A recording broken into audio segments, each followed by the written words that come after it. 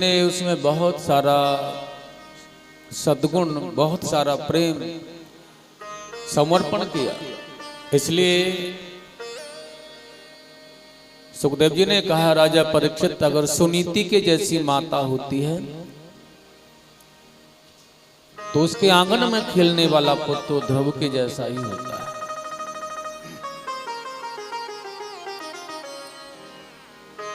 माता सुनीति ने अपने पुत्र को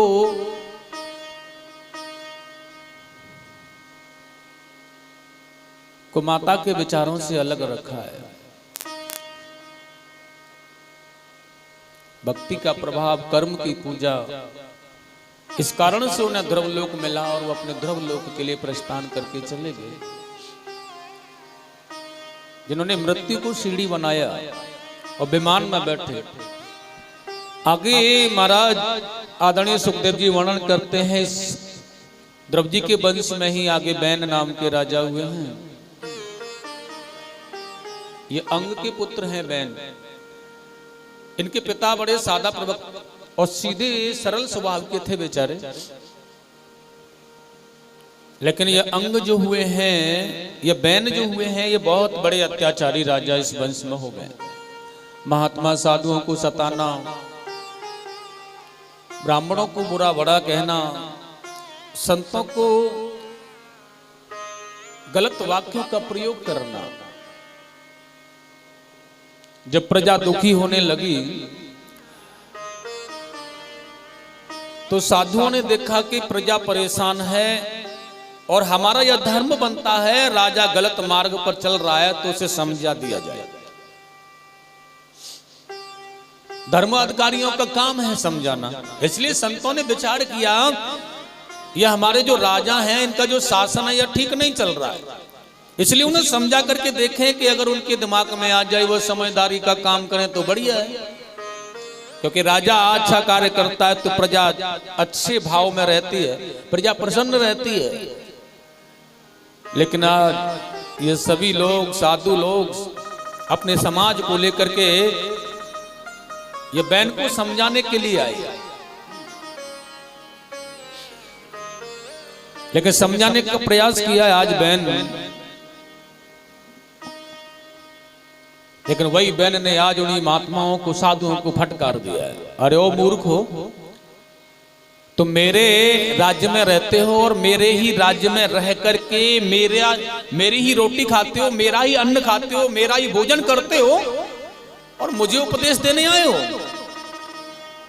लेकिन एक बात और है, जिसका भोजन करते हो उसका गुणगान भी नहीं करते हो तुम लोग। भोजन मेरा करते हो, राज्य में मेरे में रहते हो, लेकिन भजन किसी और का करते हो। फिर भी मैं इतना बड़ा दयालु हूं कि मैं तुमसे कुछ नहीं कहता और फिर भी तुम मुझे उपदेश करने आए हो। इतने पर भी मुझे बुरा बता रहे हो तुम। इतने सरल व्यक्ति को बुरा बताया जा रहा है, बताओ। इतना सरल व्यक्ति। अब साधुओं को जब फटकारना प्रारंभ किया, बेचारे बड़े, एक दो बार इन्होंने प्रयास किया, लेकिन यह बार बार जब साधुओं को फटकार देता है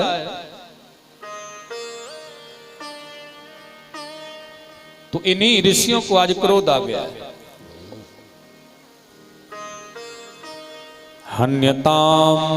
हन्यताम एषः पायहं प्रकृति दारुण।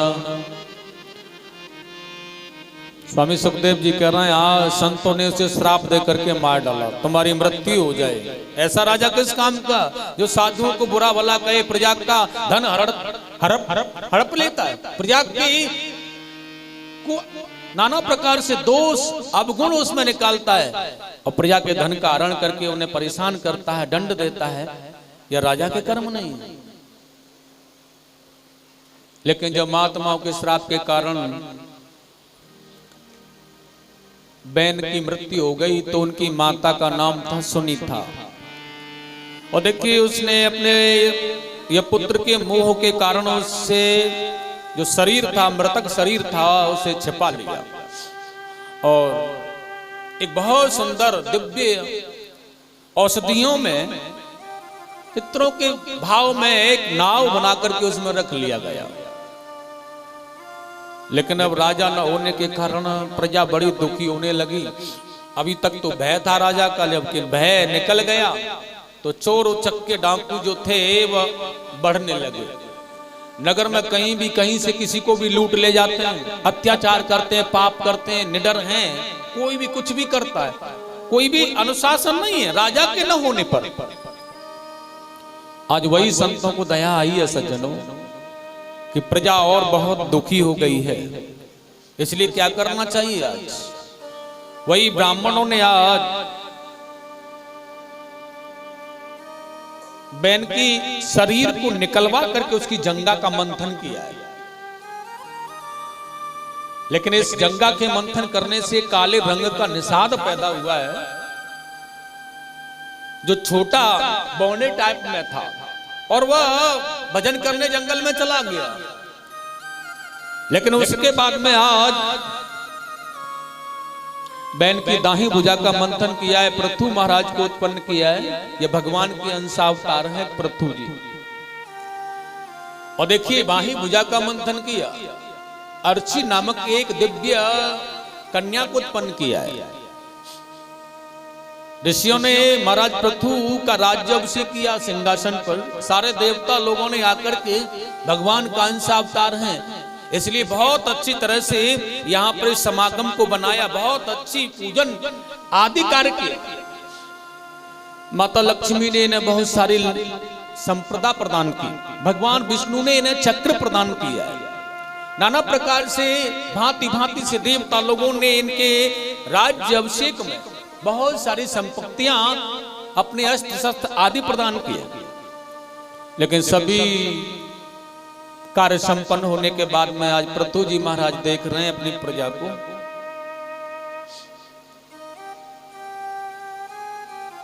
राजा का कर्तव्य है प्रजा का हाल जानना, और पृथु जी ने आज एक बहुत बड़ा सम्मेलन किया, और उस सम्मेलन में आज अपने प्रजा के हर व्यक्ति से सलाह कर ली कि क्या चल रहा है भैया, तुम्हें कोई परेशानी तो नहीं है, हमारे राज्य में कोई कष्ट तो नहीं है।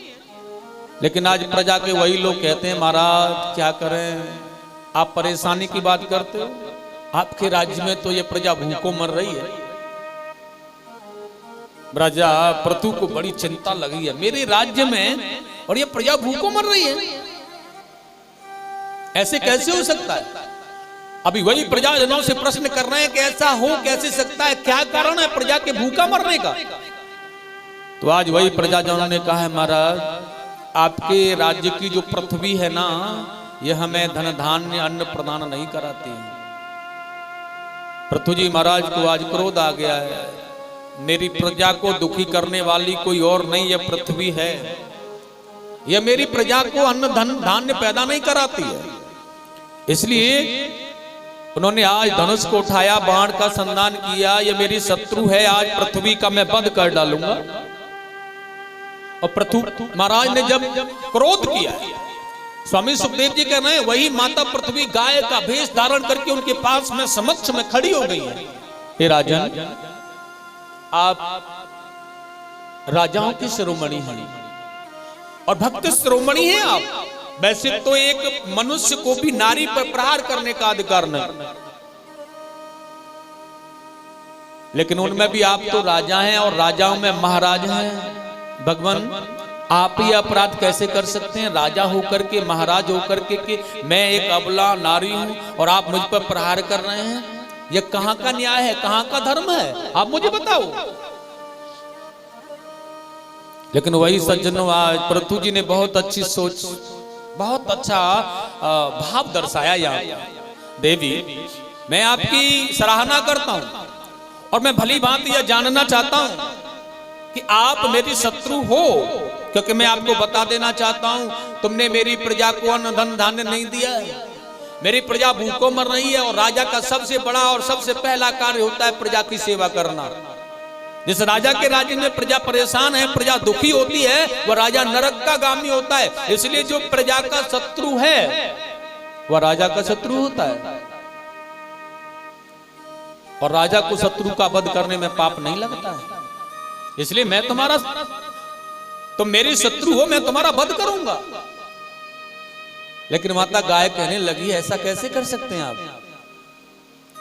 पृथु जी ने कहा मैं आपका वध करूंगा, मैं नहीं मान सकता। माता पृथ्वी ने बड़ा सुंदर कहा, राजन जानना चाहते हो कि मैं आपके राज्य को धन धान्य क्यों नहीं देती हूं? क्योंकि जब जब पाप और अत्याचार का प्रकोप मेरे ऊपर बढ़ता है ना राजन, जब जब पाप अत्याचार अधर्म यह मेरे ऊपर किया जाता है, मेरे ऊपर बढ़ता है, तब तब मेरी उर्वरक शक्ति नष्ट होती है और उस कारण से मैं प्रजा को प्रसन्न नहीं कर पाती हूं। यही कारण है आपके राज्य में अधर्म हुआ है, पाप हुआ है, इसलिए मेरी उर्वरक शक्ति उस पाप अधर्म के करते करते नष्ट हो चुकी है राजन, इसलिए मैं असमर्थ हूं, मेरा कोई दोष नहीं है इसमें। महाराज पृथु ने कहा तो फिर यह बताओ कि इसका उपाय क्या है? माता पृथ्वी ने कहा आप मेरा दोहन करो। और माता गाय रूपी पृथ्वी का पृथु जी महाराज ने मनु को वत्स बना करके दोहन किया। बड़े बड़े सुंदर पदार्थ और काव्य शक्तियां रक्तपीत गंधर्वों ने गान किया है। अन्न आदि पदार्थ दिव्य स्वर्ण बहुत प्रकार के धातु आनंदमय मंगल भाव से माता पृथ्वी ने सबको समादृष्ट किया है। जो जैसा उनसे मांग रहा है, जिसे जैसा चाहिए वही माता पृथ्वी सबको प्रदान कर रही है पृथु के दोहन करने पर। और बड़ा सुंदर कहा है स्वामी सुखदेव जी ने, भैया एक बात और है, माता पृथ्वी में तो सामर्थ्य है सब कुछ देने का, लेकिन पाने वाला होना चाहिए। बाबा तुलसीदास जी ने भी बताया है ना, सकल पदार्थ एहि जग माही, लेकिन क्या है कर्महीन नर पावत ना। मिलता उसी को है जिसने तप किया है, जिसने कर्म किया है, जिसके भाग्य में लिखा है उसे मिलता है। सब गुण संपन्न है, यह सब प्रदान कराने वाली है, हमें आनंदित करने वाली है माता। इसलिए हमारे बड़े बुजुर्ग जन जानते थे पहले की पद्धतियों को। प्रातःकाल जागने पर सबसे पहले खटिया छोड़ते थे तो माता पृथ्वी को स्पर्श किया करते थे, क्योंकि यह सारे धन धान्य को, सारे जीवन को यापन कराने वाली है। हमारा जीवन यहां से शुरू होता है, इसलिए सबसे पहला कार्य उनका माता पृथ्वी को नमन करना, पूजना। हे मां, सोने के बाद रात्रि व्यतीत होती है, दिन निकलता है, प्रातः होती है, भोर होता है, माता पृथ्वी पर पैर रखने जा रहे हैं, और फिर उस माता पृथ्वी पर न जाने कितने कितने कार्य हमने अपनी जीविकाओं के लिए कर रखे हैं, क्या क्या न किया है, कुछ गलत कुछ सही, न जाने कितने प्रकार के व्यवसायों में हम लगे हुए हैं। इसलिए कम से कम इतना तो बनता ही है जो कि हमारे सब अवगुणों को क्षमा कर रही है। ऐसी माता, ऐसी देवी को हमें प्रणाम करना चाहिए, इतना तो हम कर ही सकते हैं ना।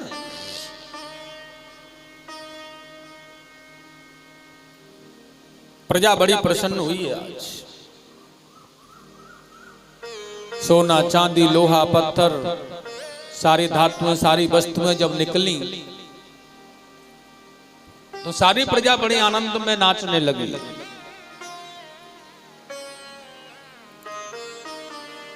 पृथु जी महाराज ने अपनी प्रजा के कल्याण के बहुत सारे धर्म युक्त कार्यों को करना प्रारंभ किया है। स्वामी सुखदेव जी ने कहा, भैया यह पृथु जी ने 100 यज्ञ करने का संकल्प लिया।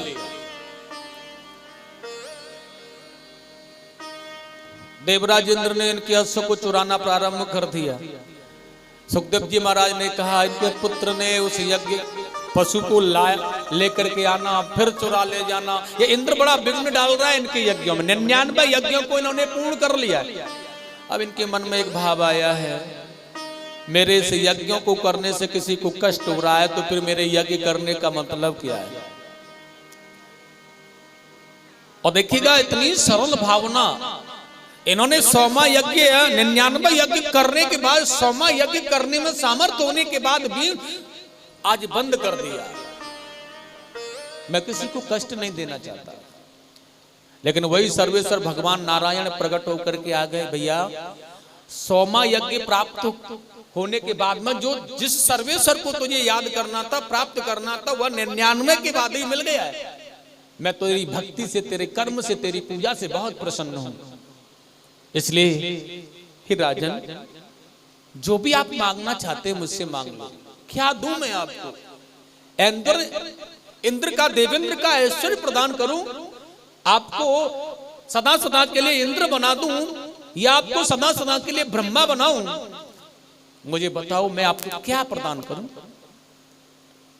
क्योंकि इंद्र को कहीं भय था, 100 यज्ञ करने के बाद सदा सदा के लिए मानव भी अगर 100 यज्ञ संपन्न कर ले तो इंद्र के पद को प्राप्त कर सकता है।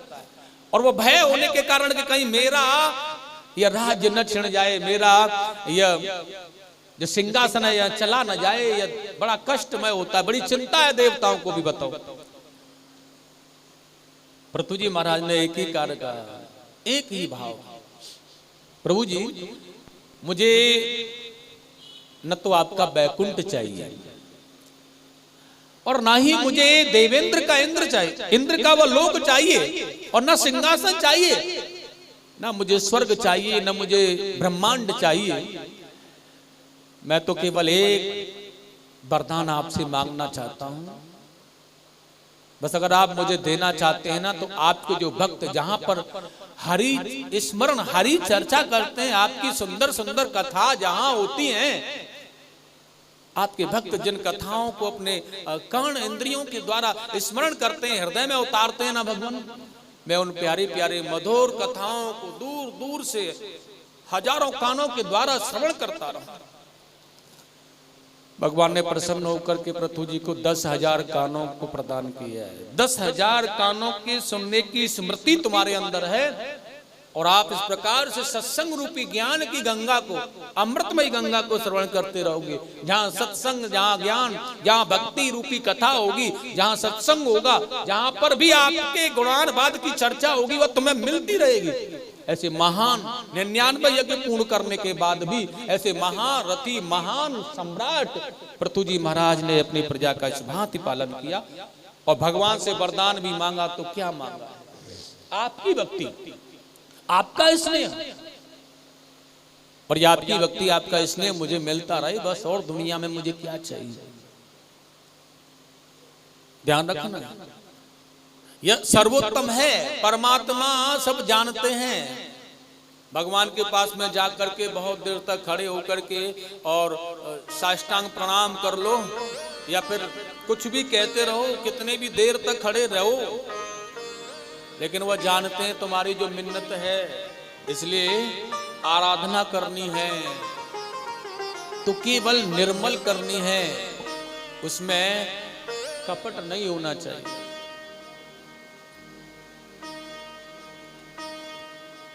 भगवान अभ्यास से मिल जाते हैं।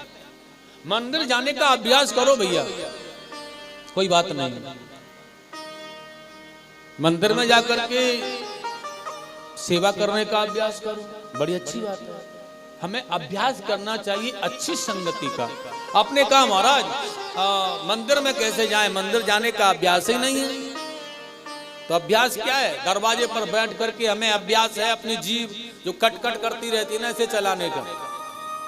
2-4 माताएं इकट्ठी की, अपनी हुकूमत चलाना प्रारंभ किया, इसका तो बड़ा अभ्यास है। लेकिन मंदिर जाने का अभ्यास नहीं, मंदिर में सेवा करने का अभ्यास नहीं। मैंने कहा इसलिए नहीं है क्योंकि तू कर नहीं रहा है, तू वह कार्य कर रहा है, उस कार्य में तेरा अभ्यास बना हुआ है। लेकिन अगर तू उस अभ्यास को करने लग जाए ना, एक दिन मंदिर जाकर देखना, दोबारा दूसरे दिन भी तुझे ऐसा लगेगा कि आज भी चले, फिर भी लगेगा कि आज चले। इसी प्रकार से तेरे अभ्यास में वो मंदिर जाना और भगवान की सेवा करना आ जाएगा। जब अभ्यास में आ जाएगा तो फिर तुझे भय नहीं लगेगा, फिर तू डरेगा नहीं। एक जगह की बात है, ऐसी एक बुढ़िया अपने घर पर बैठी थी, 4 बहुओं की सास थी वह। बड़ा अच्छा घर था उनका, बड़ा अच्छा परिवार था। थोड़ी दूर पर मंदिर था नारायण भगवान का, लेकिन मंदिर में नहीं जाती थी। अपने ही घर पर बैठ करके बस गाल बजाना, इधर उधर की बातें करना। एक महात्मा जी वहां करके जा रहे थे। अब मैयाओं को तुम्हें पता है कि आदत क्या है होती है। एकदम से बाबा को झाला दिया, महाराज ने कहा हमारा हाथ देख ले। बाबा ने देख करके कहा यहाँ बैठने से क्या हो रहा है मैया, थोड़ा सा सत्संग करो। और देख मैया तेरे बिल्कुल तुमको सही बात बता रहा हूँ, तेरा अंत समय आने वाला है। कम से कम मंदिर में जाके नारायण भगवान के चरण की वंदना करके आयो कर। मैया कहने लगी नारायण भगवान के चरण की वंदना करने से कहाँ मिलेगा बाबा। भगवान बाबा कह रहे हैं देख मैया तू जो भी मांगेगी वही मिलेगा, लेकिन एक बार जाके तो देख। मैया के मन में आ गया जा बाबा की बात सच है या ना, अजमा के देख ले। में तो एक बड़ा घर से टूटा फूटा सा एक लोटा एक लुटिया ली, जल रखा उसमें, लेकर के भगवान नारायण के चरणों में जाकर के वंदन किया। लुटिया को पास में धर लिया, साष्टांग लेट गई मैया। और लेट करके ना आज बड़े प्रेम से अपनी जो लिस्ट थी ना मिन्नतों वाली, उसे भगवान नारायण के समक्ष कहने लगी। ध्यान रखना, जब नारायण भगवान के मंदिर में जाकर के लेटी हुई वह बुढ़िया और भगवान नारायण को मना रही है ना, तो उतने में एक बालक आता है और वह पास में रखी हुई लुटिया को लेकर के चला जाता है। अब लुटिया को ले गया, छोटा बालक है, खेलते हुए आया ले। लिस्ट लंबी थी, बहुत देर तक लेटी रही और मिन्नतें और वही बातें भगवान नारायण से करती रही। लेकिन जब बेचारी घर जाने का समय आया, घर जाने लगी तो देखा कि मेरी लुटिया कहाँ है। अब लुटिया नहीं मिली, और जब लुटिया नहीं मिली ना, बस एक ही बात मन में आ रही है, वो महात्मा बड़ा झूठा था। बताओ, हमसे कह रहा था जो मांगोगी वही मिलेगा नारायण के दरबार से, लेकिन मिलने से पहले नारायण ने तो हमारी लुटिया को चुरा लिया। तो इसके मंदिर में क्या है, हमारी लुटिया को ही ले गया। अब यह भाव दिमाग में भरा हुआ है, वह झूठ बोल रहा था। यह नारायण तो देने की जगह और उल्टा ले लेता है। बस वहीं से, क्योंकि कभी मंदिर नहीं गई थी, आस्थावान तो थी नहीं, आशा जगाने का कार्य किया था संत जी ने, जो कि जग जाए तो जग जाए, नहीं तो जय सिया राम। लेकिन उसने कहना प्रारंभ किया, सुनो वहीं से गीत गाती हुई आ रही है आज मैया। भैया या नारायण के मंदिर में कोई मत जाओ करो, ये चोर है पक्का, वन की तेरो का चुरा ले गए हो। और बड़े सुंदर भाव से गीत गाती हुई आ रही है, मेरी लुटिया ले गयो नारायण, ओ नारायण वो नारायण, मेरी लुटिया ले गयो नारायण, मेरी लुटिया ले गयो नारायण, मेरी लुटिया ले गयो नारायण, मेरी लुटिया ले गयो नारायण, मेरी लुटिया ले गयो नारायण। मैं बहुत देर तक बातें करती रही, मुझसे तो बातें की नहीं, बतरायो नहीं, मैं बात करने में लगी रही। पीछे से लुटिया ये लेके चलोगे। मोते कछु नाय कह गयो नारायण, मोते कछु नाय कह गयो नारायण, मोकु कछु नाय दे गयो नारायण, मोते कछु नाय कह गयो नारायण। ओ नारायण, ओ नारायण, हाँ नारायण, नारायण, मेरी लुटिया ले गयो नारायण, मेरी लुटिया ले गयो नारायण। इसी प्रकार गाती जा रही है, लेकिन ध्यान रखना, वहीं एक नारायण नाम के सेठ जी के बर्तनों की बड़ी सुंदर दुकान थी ऊंची, और वह दुकान के पास में है कि जा रही है, कह रही है भैया ये नारायण बड़ो चोर है, बर्तन चोर है, ये बर्तन चोर नारायण। वहाँ के उनके जो सेवक लगे थे उन्होंने कहा महाराज ये बुढ़िया तुम्हें चोर बता रही है। उनकी समझ में आ रहा है कि ये हमारे नारायण को चोर बता रही है। उसने आकर के कहा भैया पूछो बदनामी हो जाएगी, मेरी दुकान पर तो कोई भी नहीं आएगा इस प्रकार से, इसे जाकर पूछो परेशानी क्या है। सेवकों ने जाकर के कहा मैया क्या बात है, देख भैया ये नारायण बड़ो चोर है, मेरी लुटिया ले गए। जाकर के सेवकों ने कहा महाराज बाकी लुटिया चुरा रही है कहीं नहीं, और बस तुम्हारो इनाम ले रही है कि नारायण ले गो। सेठ धनाढ्य था, उसने कहा एक लुटिया से कोई असर पड़ने वाला नहीं है, एक काम करो बदनामी ज्यादा हो जाएगी, इससे नई लुटिया जाकर के दे दो। और सज्जनों वही नई लुटिया पीतल की ला करके दे दी मैया को। मैया ने कहा किसने दी है? सेवक कहने लगा मैया नारायण ने भिजवाई है। आहा, अब तो मैया फिर गीत गाने लगी। सुनो भैया मेरे अंदर गलत फहमी है गई, नारायण ले तो जाता है लेकिन पुरानी लेकर के नई बना करके दे जाता है, पुरानी ले जाता है और नई दे जाता है। इसलिए वो बड़े प्रेम से वही गीत गाती हुई घर पर आ गई। लेकिन आज अगला दिन हुआ, उसने कहा पुरानी लुटिया जाती है, नई तो मिल ही जाती है ना है? इसलिए एक काम करो फिर से पुरानी लुटिया ढूंढो। और फिर पुरानी लुटिया ढूंढ करके नारायण के मंदिर में चली गई और जाकर के फिर साष्टांग प्रणाम किया। और प्रणाम करने के बाद में फिर लुटिया को देख रही है वहीं, लेकिन बार बार अब देख लेती है, अभी नहीं ले गया, अभी रखी है। लेकिन फिर नारायण भगवान से प्रार्थना करती है अब कहाँ रह गए हो, जल्दी ले जाओ लुटिया के लिए। और वही बच्चा फिर घूमते हुए आया, उसने वो लुटिया को उठाया और एकदम से फिर ले गया। और मैया ने फिर वही गीत गाया, मेरी लुटिया ले गयो नारायण, मेरी लुटिया ले गयो नारायण, ओ नारायण, ओ नारायण, हाँ नारायण, हाँ नारायण, मोते कछु नाय कह गयो नारायण, मोते कछु ना कह गयो नारायण, मेरी लुटिया ले गयो नारायण, मेरी लुटिया ले गयो नारायण। और वही कहते कहते वहीं आ गई जहां पर कल नई लुटिया मिली थी। उस सेवक ने जाकर फिर नारायण सेठ से कहा या बुढ़िया की तो आदत खराब है गई है।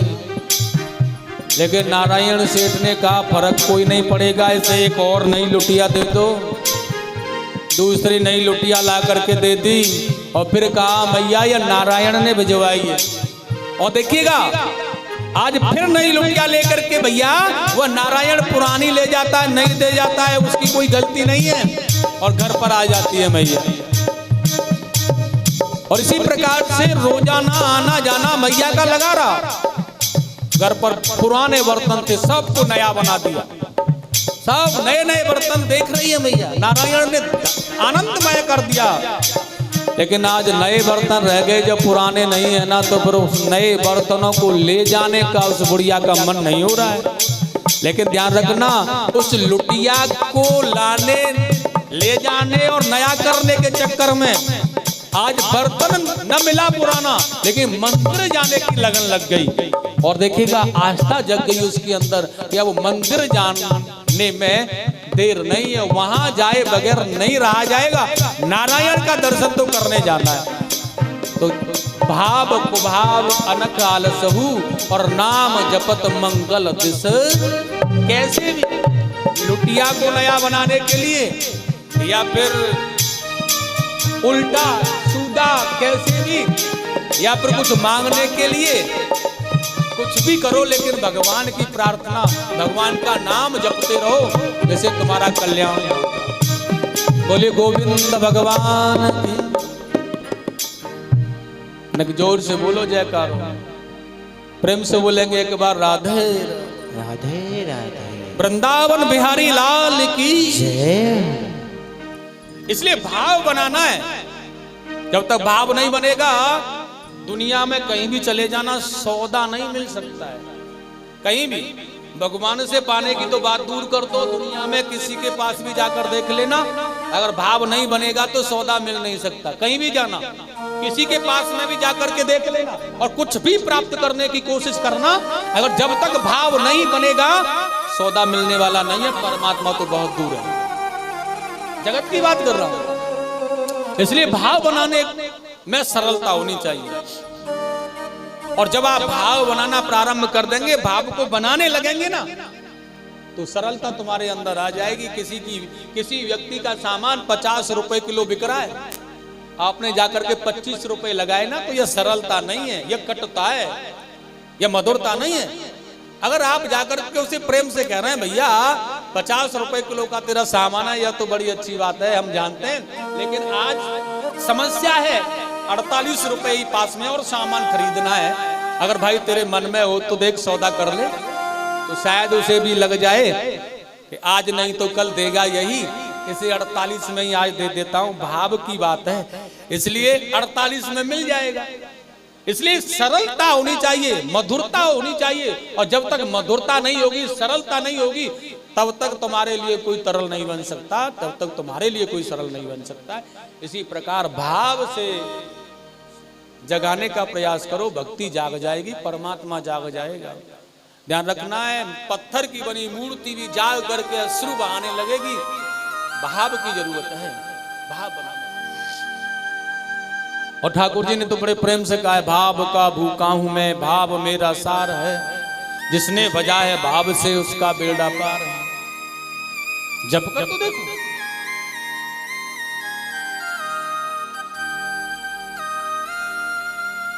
पृथु जी ने भाव से पुकारा तो शरण भक्ति का वरदान उन्हें मिल गया, आनंद हो गया उसके जीवन में। आगे देखिएगा इसी वंश में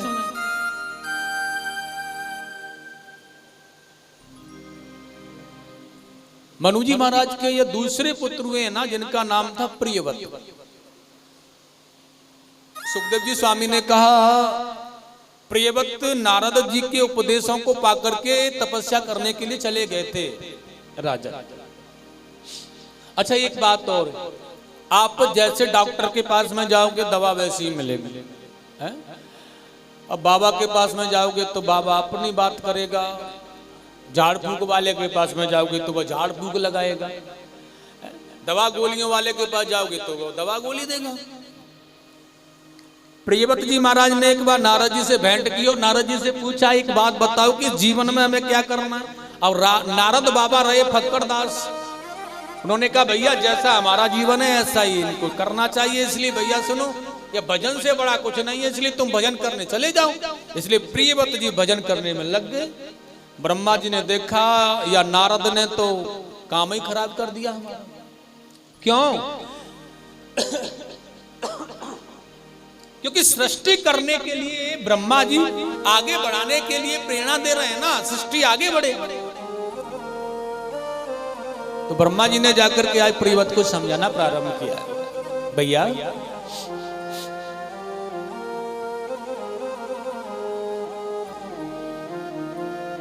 प्रियव्रतो भागवतः आत्मा रामः कथं मुने ग्रहे रमतं यन्मूलः कर्मबन्धः पराभवः।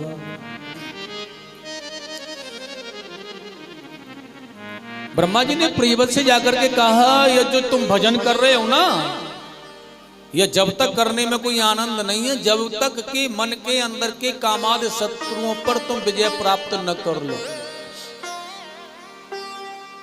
प्रियव्रत जी का मन बड़ा विचलित हो गया, मैं भजन करने आया हूं, ब्रह्मा जी ने आकर के मना कर दिया, भजन करने में जब तक आनंद नहीं है, जब तक कि अपने मन के विकारों को तुम नष्ट न कर लो राजन। और एक बात, जब तक हमारे अंदर शत्रु विराजमान है तब तक भजन करने भी नहीं देंगे। इसलिए ब्रह्मा जी ने बड़ा सुंदर कहा है, वत्स तुम यह भजन छोड़ करके सबसे पहले जो मैं कहता हूं वह कार्य करो। भजन करना, लेकिन कब करना यह भी बताऊंगा तुम्हें, इसलिए पहले एक काम करो जो मैं कहता हूं।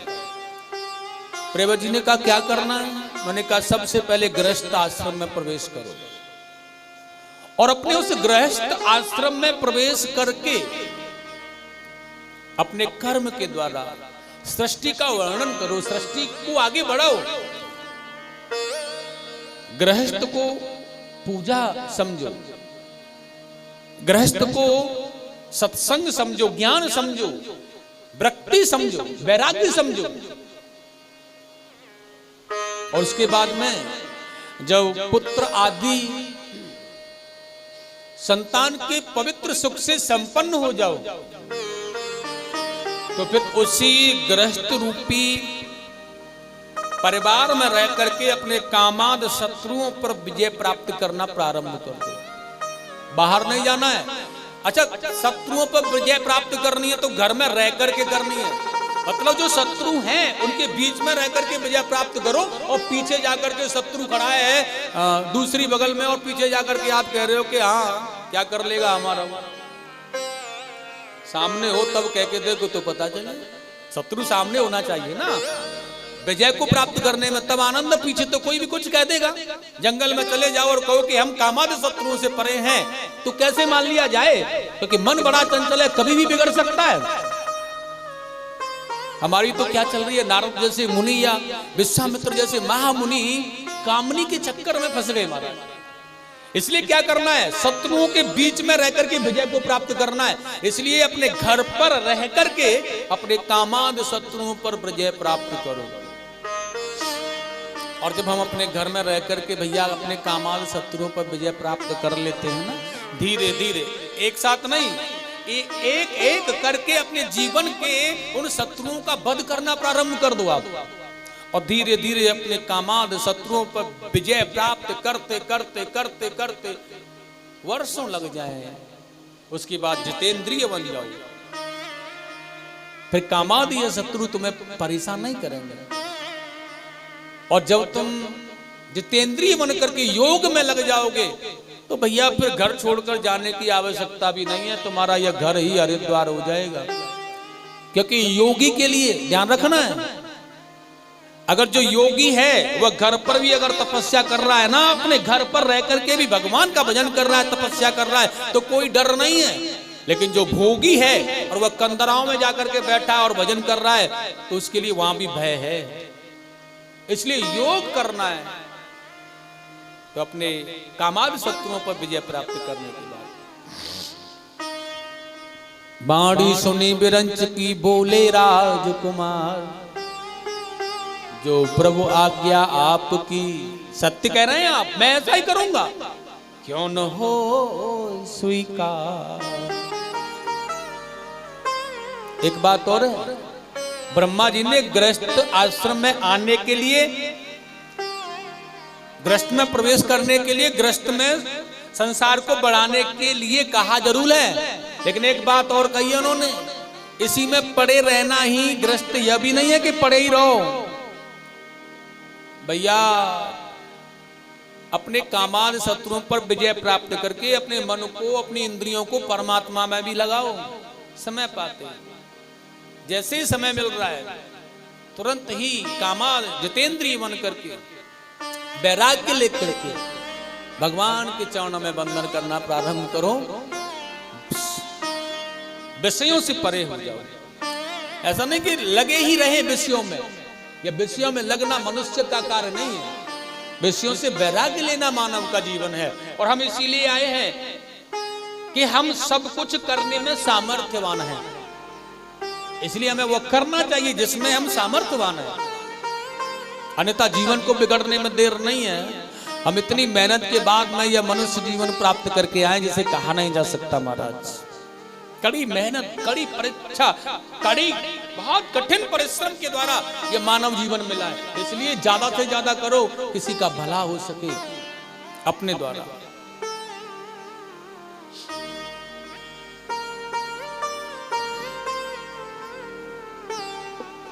सत्संग की महिमा, ज्ञान की महिमा, भगवान की कथाएं श्रवण करना, यह गृहस्थ का की पहली सीढ़ी है।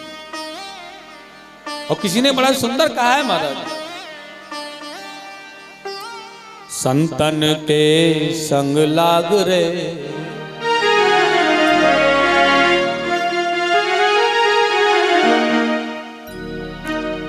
संतन के संग लाग रे तेरी अच्छी बनेगी। संतन के संग लाग रे तेरी अच्छी बनेगी। भक्तन के संग लाग रे तेरी अच्छी बनेगी। भक्तन के संग लाग रे तेरी अच्छी बनेगी। अच्छी बनेगी तेरी बिगड़ी बनेगी। अच्छी बनेगी तेरी बिगड़ी बनेगी। अच्छी बनेगी तेरी बिगड़ी बनेगी। अच्छी बनेगी तेरी बिगड़ी बनेगी। भूल जाए तू तो तेरो भाग रे, जग जाए तू तो तेरो भाग रे तेरी अच्छी बनेगी। संतन के संग लाग रे तेरी अच्छी बनेगी।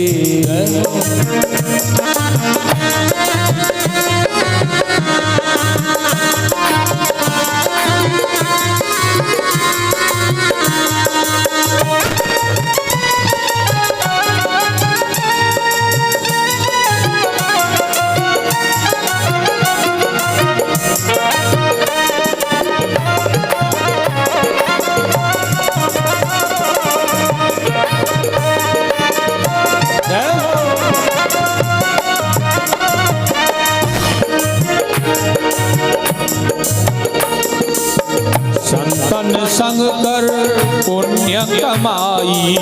संतन संग कर पुण्य कमाई। संतन संग कर पुण्य कमाई। संतन संग कर पुण्य कमाई।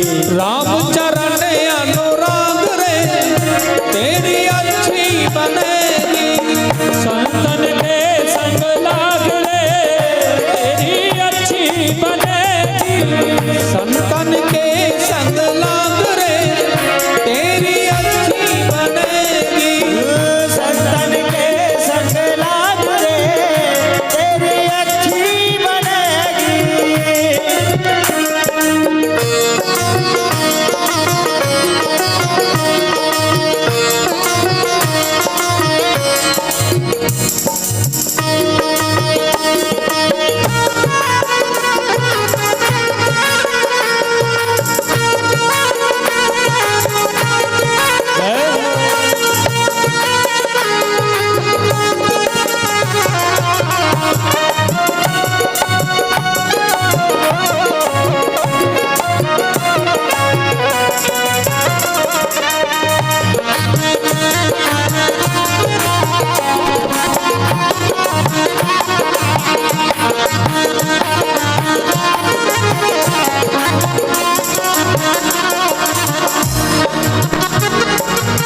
कागा से तोए हंस करेंगे। कागा से तोए हंस करेंगे। कागा से तोए हंस करेंगे। कागा से तोए हंस करेंगे। मिट जाए और के दाग रे, मिट जाए और के दाग रे तेरी अच्छी बनेगी। मिट जाए और के दाग रे तेरी अच्छी बनेगी। संतन के संग लाग रे तेरी अच्छी बनेगी।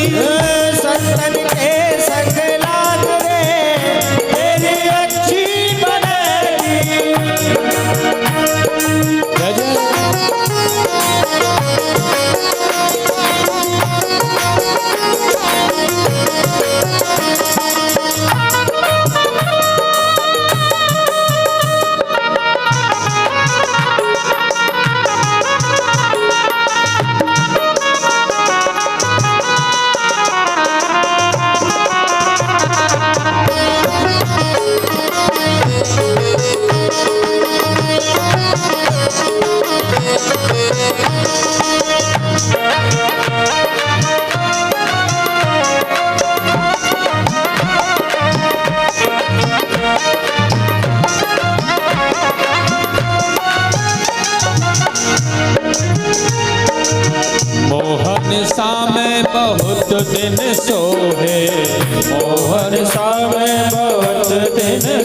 सोए।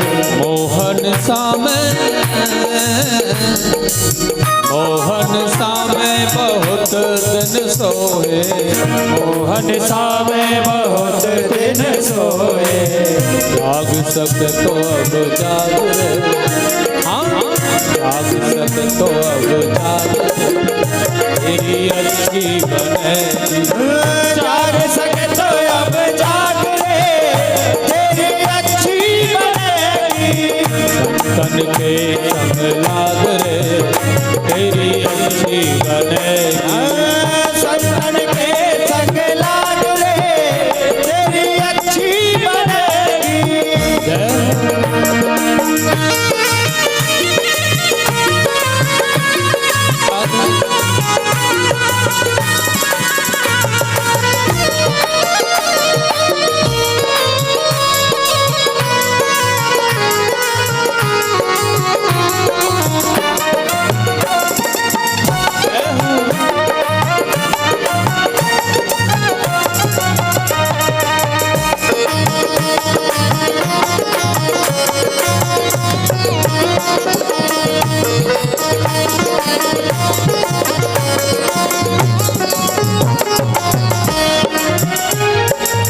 कहते कबीर राम सुमिरन में, कहत कबीर राम सुमिरन में।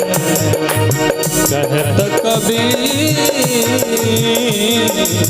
कहत कबीर राम सुमिरन में। कहत कबीर राम सुमिरन में। कहत कबीर राम सुमिरन में। कहत कबीर राम सुमिरन में। पाप सके तो अब पाग रे, पाप सके तो अब पाग रे, तेरी अच्छी बनेगी। पाग सके तो अब पाग रे, तेरी अच्छी बनेगी। संतन के संग लाग रे, तेरी अच्छी बनेगी। संतन के संग लाग रे, तेरी अच्छी बनेगी। अच्छी बनेगी तेरी बिगड़ी बनेगी। अच्छी बनेगी तेरी बिगड़ी बनेगी। अच्छी बनेगी तेरी बिगड़ी बनेगी। अच्छी बनेगी तेरी बिगड़ी बनेगी। भूल जाए फूटो तेरा भाग रे, जग जाए फूटो तेरा भाग रे, तेरी अच्छी बनेगी। संतन के संग लाग रे, तेरी बिगड़ी बनेगी। तन के संग लाग रे, तेरी अच्छी बनेगी। संतन के संग लाग रे, तेरी अच्छी बनेगी। अच्छी बनेगी तेरी बिगड़ी बनेगी। तेरी अच्छी बनेगी तेरी बिगड़ी बनेगी। अच्छी बनेगी तेरी बिगड़ी बनेगी।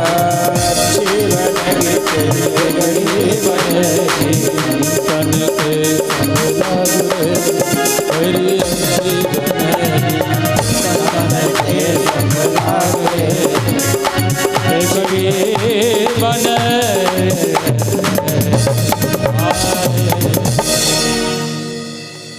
राधे राधे।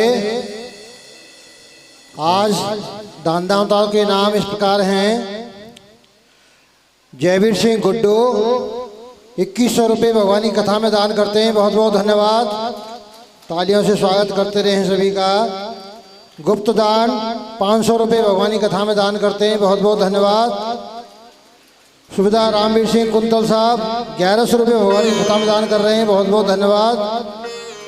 गुप्त दान 201 रुपये भगवानी कथा में दान करते हैं, बहुत बहुत धन्यवाद। हवलदार रविंदर सिंह नौवार जी 1100 रुपये भगवानी कथा में दान करते हैं, बहुत बहुत धन्यवाद। श्री नारायण सिंह यादव जी 2101 रुपये और 21 किलो गेहूँ भगवानी कथा में दान करते हैं, बहुत बहुत धन्यवाद। राधे राधे।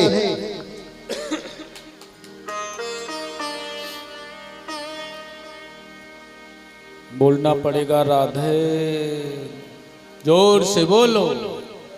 वृंदावन बिहारी लाल की। सत्संग की महिमा। ब्रह्मा जी के साथ सत्संग हुआ, प्रियव्रत जी का परिवार में रुचि बढ़ी और देखिएगा बहुत सुंदर प्रयास किया इन्होंने। प्रजापति विश्वकर्मा की पुत्री बृहस्पति के साथ में इन्होंने 10 पुत्रों को उत्पन्न किया है और 11 अवरुद्ध वर्ष तक इन्होंने राज्य का शासन किया। भगवान सूर्य को परास्त करने के लिए उन पर इन्होंने आक्रमण करना चाहा। इन्होंने 7 बार भगवान सूर्य पर आक्रमण किया, लेकिन ब्रह्मा जी ने इन्हें समझा दिया ऐसा जो तुम कर रहे हो यह तुम्हारे बस में नहीं है भैया। आखिर में यह समस्त भोगों को भोग करके वन में तपस्या करने के लिए चले गए। उसके बाद अग्निहोत्र ने इस शासन काल को संभाला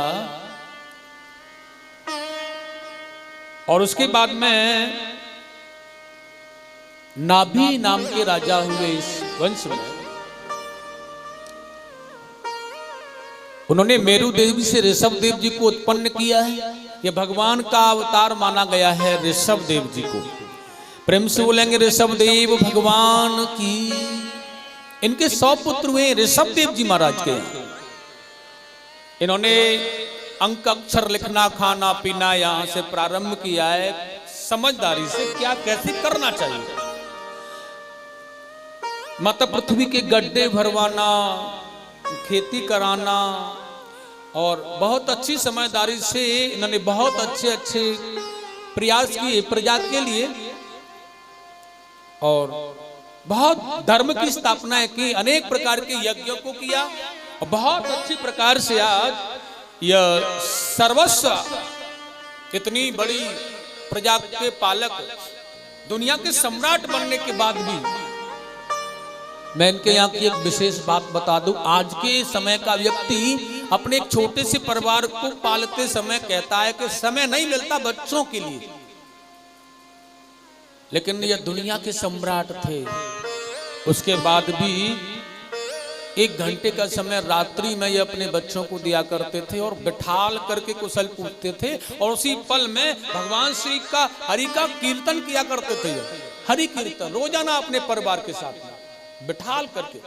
सम्राट होने के बाद भी इतना समय इन्हें मिल जाता है और हम छोटे से परिवार को संभालते हैं, हमें भगवान का कीर्तन करने का समय नहीं मिलता, पूजा करने का समय नहीं मिलता।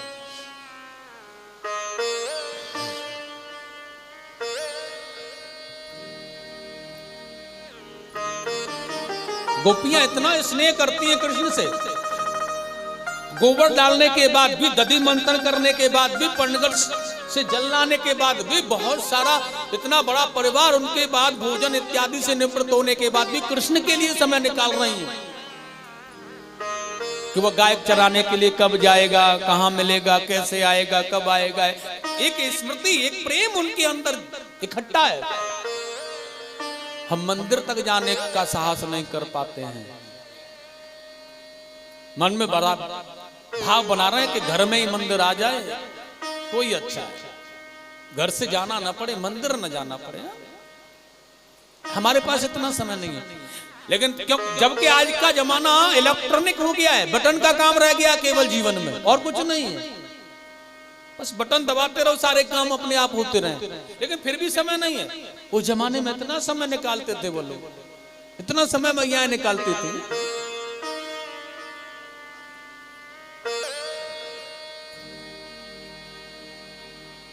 ऋषभ देव जी ने अपने सभी पुत्रों में श्रेष्ठ भरत को मान करके राज्य अभिषेक किया।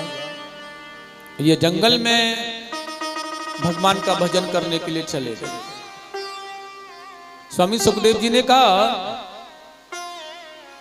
ऋषभ देव जी ने बहुत अच्छी तरह से बड़े आनंद के साथ में भजन किया, लोगों का कल्याण किया और उसके बाद में बहुत समय व्यतीत हो गया तो बांसों के संघर्षण से अग्नि प्रज्वलित हुई और उसी वन में दैहिक लीला को समाप्त कर वो गोविंद के धाम के लिए चले गए। गोविंदाय नमो नमः। प्रेम से बोले आनंद कंद भगवान की। आगे देखिएगा, बड़ा सुंदर भाव है। भरत जी महाराज ने इस राज्य का संचालन करना प्रारंभ किया तो कितनी निष्ठा कितनी भक्ति से किया है, ध्यान देकर के आप चलेंगे। स्वामी सुखदेव जी ने बड़ा सुंदर कहा है यहाँ पर, भरतसु महाभागवतो यदा भगवता बनतल पर पालनाय।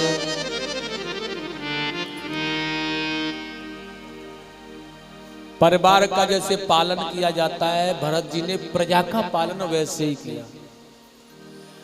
ध्यान रखना है, ऐसा कोई व्यक्ति होगा जो अपने परिवार का पालन करते समय अपना हाथ न उठाए किसी परिवार के व्यक्ति पर, पत्नी पर, बच्चों पर, है? ऐसा कोई व्यक्ति होगा। लेकिन भरत जी महाराज सम्राट होने के बाद भी प्रजा पर कभी उन्होंने क्रोध नहीं किया। अपने संपूर्ण प्रजा को अपने परिवार से ज्यादा माना। अपने जीवन काल में इतने वर्षों तक राज्य को भोगने के बाद में सम्राट पद पा करके चले गए, लेकिन अपनी प्रजा को उन्होंने कभी दंड नहीं दिया।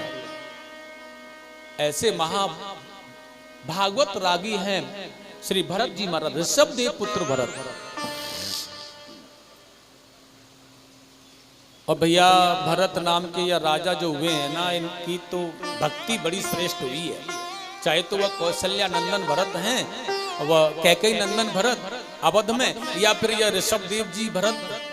क्योंकि हमारे देश को भी पहले कभी अजनाबी के नाम से जाना जाया करता था, लेकिन इस देश का, इस खंड का नाम जो भारत पड़ा है ना, यह भरत नाम के राजाओं के आधार पर पड़ा है। और बड़ा प्यारा नाम है हमारे देश का, भारत, जिसे गर्व से कहा जा सकता है। बहुत वर्षों तक, हजारों वर्षों तक, क्योंकि उस जमाने में हजारों करोड़ों वर्षों की आयु हुआ करती थी सतयुग में, तो बहुत लाखों करोड़ों वर्षों तक राज्य किया है इन्होंने। और उसके बाद में यह समस्त राज्य को छोड़ करके अपने पुत्र सुमति को राज्य देकर के वन में जाकर के पुलहाश्रम में गंडकी नदी के किनारे एक कुटिया बना करके भजन कर रहे हैं। और देखिएगा कितनी सुंदर बात है, बस माला दिन प्रतिदिन बढ़ती रही है, बस सब कुछ छोड़ दिया, धन धान्य वैभव राजपाट पुत्र पत्नी बच्चे सब, और एकाग्रता में परमात्मा के लिए आए, भगवान का इशारा है केवल। और भजन की मालाएं दिन रात बढ़ती रहती हैं। लेकिन वहीं आज सुखदेव जी ने कहा, एक दिन यह नदी में तर्पण कर रहे थे तो एक जलपान करने के लिए हिरनी वहां पर आई। और सज्जन हो, वह हिरनी जलपान कर रही थी लेकिन गर्भवती थी। ध्यान रखना है, उसका प्रसव भी नजदीक था। लेकिन उसी हिरनी ने आज जलपान करते समय एक सिंह के दहाड़ने की आवाज पीछे से सुनाई दी उसे, और आज वो देख रही है कि यह सिंह मुझे आज पकड़ लेगा और मार डालेगा और मैं मर जाऊंगा। ध्यान रखना है, कितनी सुंदर बात है। आज हिरनी के मन में यह भाव जाग गया है, क्योंकि यह मां है, मेरे प्राण जा रहे हैं तो भले ही चले जाएं, लेकिन मेरा जो बालक है यह बच जाना चाहिए कैसे, क्योंकि इधर यह सिंह मुझे मार डालेगा, यह मुझे खा जाएगा, अपना आहार बना लेगा। तो फिर क्यों न मैं इसका आहार बनने से पहले अपने पुत्र को सुरक्षित कर दूं। और एकदम से उसी हिरनी ने जलपान करने को छोड़ करके आज उसी नदी को पार करने के लिए अपने तेज वेग के द्वारा छलांग लगा दी। और सज्जनों, आज जैसे छलांग हिरनी ने अपने सर्वस्व ताकत को लगा करके प्रयास किया, तो उसका प्रसव नजदीक ही था, इसलिए खिसक गया, पुत्र को जन्म दे दिया। और वह नवजात शिशु जल में बह करके जा रहा है और हिरनी ने प्राणों को छोड़ दिया, मर गई। जाते जाते अपने पुत्र को जन्म दे गई, अपना बलिदान दे गई वो मां, पुत्र की सुरक्षा के लिए, पुत्र की रक्षा के लिए। और सज्जनों, आज वही भरत जी जो जंगल में तपस्या करने के लिए उस नदी पर तर्पण कर रहे थे, आज वो देख रहे हैं कि यह नवजात शिशु बहकर के जल में जा रहा है। अब मन में एक बात आई है, इसे निकाल लो, बचा लो इसे जल में से। क्योंकि ये जल में पड़ा पड़ा बह मर जाएगा। लेकिन वही बुद्धि कहती है, विवेक जागृत करने के बाद में सुनो, इसे मत निकालो, क्योंकि अगर तुमने इसे निकाल लिया ना तो यह बंधन का कारण बन जाएगा, फिर यह भजन नहीं हो पाएगा। भरत जी के मन में आया बात सही है, लेकिन मन ने कहा सुनो, क्योंकि मन तो विषयों में डालने वाला है ना, तुम क्षत्रिय हो। अब भैया क्षत्रिय धर्म बनता है शरणागति की रक्षा करना, शरण में आई हुई व्यक्ति की रक्षा करना, यह क्षत्रियों का धर्म होता है। शरण गए प्रभु ताहि न त्यागा, विश्व द्रोह कृत अग जेहि लागा। भगवान राम क्षत्रिय थे, उनकी शरण में कोई आता था तो वह सुरक्षा करते थे, इसलिए क्षत्रियों ने हर पल अपनी शरण में आए हुए व्यक्ति की रक्षा की।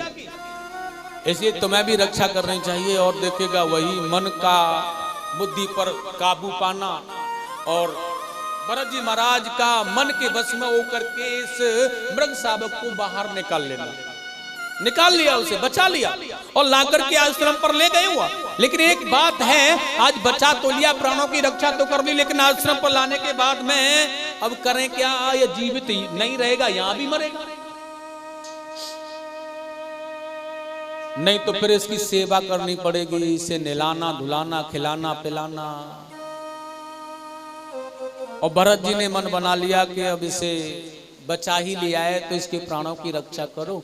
इसलिए आज उसके लालन पालन में भरत जी महाराज लग गए, उसे समय पर खिलाते, कब भूख लगती है नहलाना धुलाना वस्त्र पहनाना, जाड़ा तो नहीं लग रहा, गर्मी तो नहीं लग रही है, या फिर भूखा तो नहीं है, हर प्रकार से उसके जीवन को यापन करना भरत जी ने प्रारंभ कर दिया। इसलिए वो भजन की मालाएं बढ़ने की जगह घटने लगी। बसर मोह का बंधन बन गया यह मृग शावक, और धीरे धीरे धीरे धीरे इतना आसक्त उस मृग शावक में यह भरत जी हो गए कि भजन करना ही बंद कर दिया। अब तो केवल उसी मृग शावक में लगे रहते हैं, क्या खाएगा क्या पिएगा, कहां जाएगा, कहां ले जाऊं उसे, क्या करूं कैसे करूं, बस मृग शावक में आसक्त हुए। सुखदेव जी ने कहा, राजा परीक्षित, सर्वस्व छोड़ने के बाद में जंगल में भजन करने पर भी मोह का बंधन, देखिए यह मोह क्या कर देता है।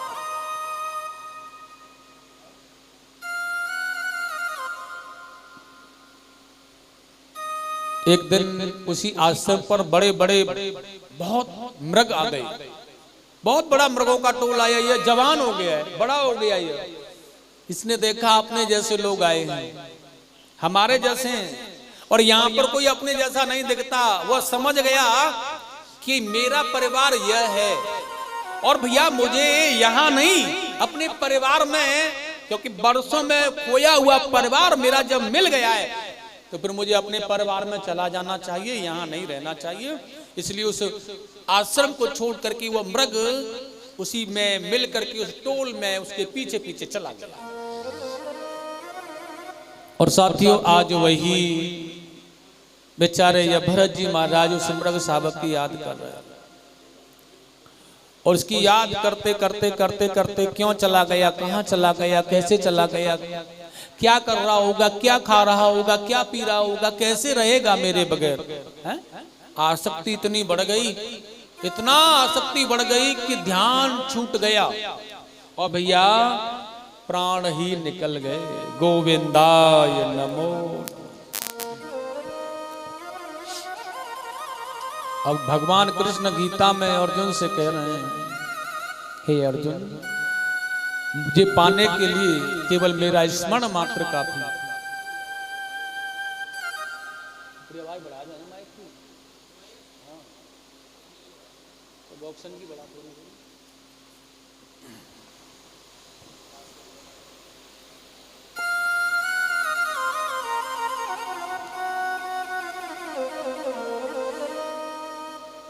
बोले वृंदावन बिहारी लाल की जय हो। अंत काले चुमामेव स्मरण मुक्त्वा कलेवरम अंत समय पर जो मेरा नाम लेकर के प्राणों को छोड़ता है ना, उसे मेरे धाम के लिए आना पड़ता है। मैं उसे अपने धाम के लिए बुला लेता हूँ। लेकिन जो अंत समय पर जहां पर भी अपने ध्यान को लगा करके उसमें आसक्त होकर के प्राण छोड़ देता है, फिर तो उसको वहीं जाना पड़ता है। और सुखदेव जी स्वामी ने कहा, आज भरत जी महाराज ने मृग शावक में आसक्त होकर के प्राणों को छोड़ा, इसलिए उन्हें मृग योनि प्राप्त हुई है। लेकिन बेचारे ये ध्यान, इतनी बड़ी कृपा भगवान की इनके ऊपर हुई थी कि मृग शावक मृग योनि में जाने के बाद भी इन्हें यह ध्यान था पिछले जन्म का कि एक छोटी सी भूल होने के कारण मुझे यहां आना पड़ा। लेकिन भैया अब वह मोह, अब वह बंधन नहीं करूंगा मैं। हजारों वर्षों तक राज्य शासन किया, सब कुछ छोड़ा और बहुत वर्षों तक जंगल में तपस्या जाकर के की, लेकिन मिला क्या, यह मृग शावक मृग योनि। लेकिन थोड़ी सी भूल के कारण, लेकिन अब यह भूल अपने जीवन में नहीं करूंगा, और यह संकल्प ले लिया उसने। और आज केवल हरे नमः हरे नमः हरे नमः वही मंत्र का जाप करता रहता है। प्रायश्चित करने के लिए यह मंत्र का उच्चारण कर रहे हैं, हरे नमः हरे नमः हरे नमः। बेचारे सभी मृगों से अलग रहते हैं, सबसे अलग रहते हैं, किसी से कोई बात नहीं करनी, किसी से कोई मतलब नहीं है इनका, सबसे अलग होकर के भगवान का स्मरण करते रहते हैं। स्वामी सुखदेव जी ने कहा, एक दिन जंगल में बांसों के घिसने से जो अग्नि प्रज्वलित होती थी और लग जाती थी ना, उसी में अपनी दैहिक लीला को इन्होंने समाप्त कर दिया।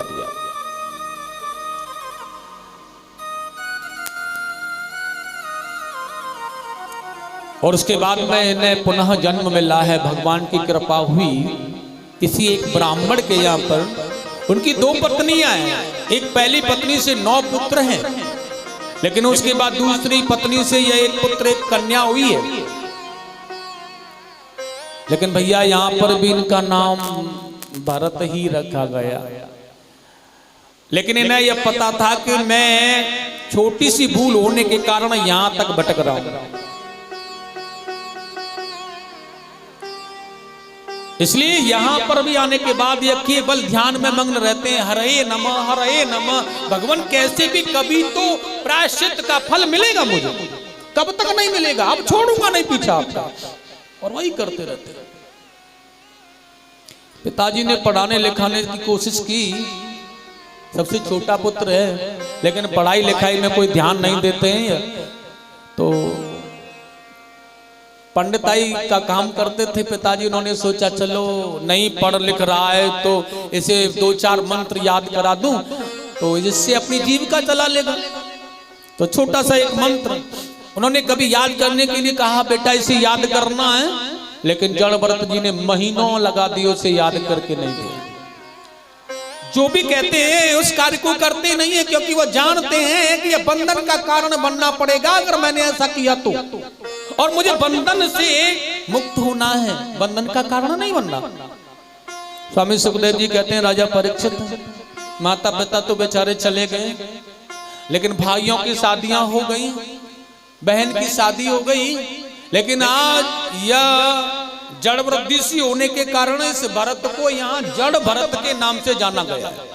जड़ भरत, सभी लोग इनका नाम लेते हैं ना तो वो जड़ भरत के नाम से लेते हैं, लेकिन सज्जन हो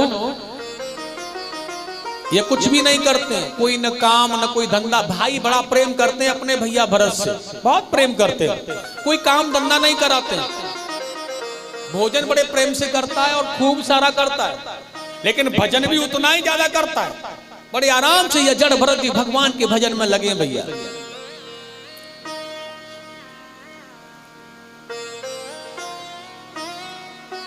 लेकिन आज कहते हैं महापुरुष लोग कि जो अन्य भाई थे ना, उनकी जो पत्नियां थी, उन्होंने कहा भैया आप कुछ काम नहीं करते हो, थोड़ा बहुत काम किया करो। तो अपने पतियों से कहलवा दिया कि यह तुम्हारा भाई कोई काम धंधा नहीं करता, इससे कुछ काम कराया करो। पड़ा रहता है खाली। अब पत्नियों का आदेश लिए भाइयों ने जड़ भरत जी से कहा, भैया आप एक काम करोगे?